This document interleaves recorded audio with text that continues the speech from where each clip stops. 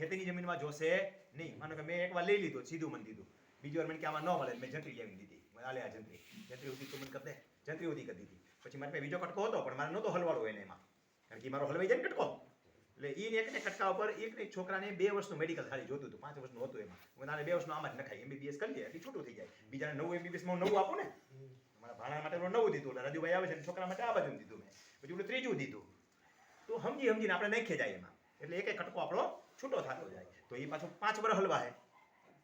હવે આમાં નામાં મારે નાખવું હતું, મને કે લિમિટ પૂરી થઈ ગઈ. આ જંત્રીની 3 ગણી વેલ્યુએશન મળે, એ સીધી મળે, લાવો લખી દઉં છું. બાકી જંત્રીની 5 ગણી મારે જોતી હશે કે 10 ગણી જોતી હશે ને તોય મને મળે, તો હું સોલવન્સી આનું કીધું વેલ્યુએશન સર્ટિફિકેટ આપી દઈશ.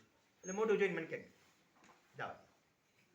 બાકી સામાન્ય ખેડૂતને આપતા નથી.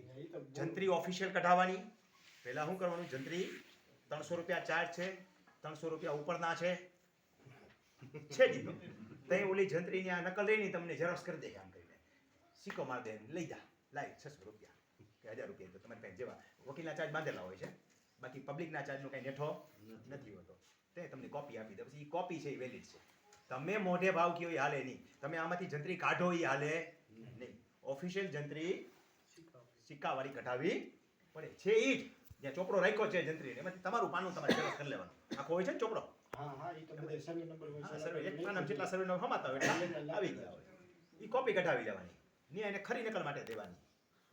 તે આપી દે, હાજે પૈસા દેવાનો ખોટી નહીં કરે, આપી દે, કોપી લઈને બજાવી દેવાની. 3 ગણી માગી દે, એપ્લિકેશન લખીને દઈ દેવાની, બરોબર. એથી વધારે ગણી માગવી હોય તો વેલ્યુએશન સર્ટિફિકેટ કાઢી દેવાનું. એટલે આ પ્રક્રિયા થઈ જાય. પેલા પાયામાં આટલું કરી લેવાનું.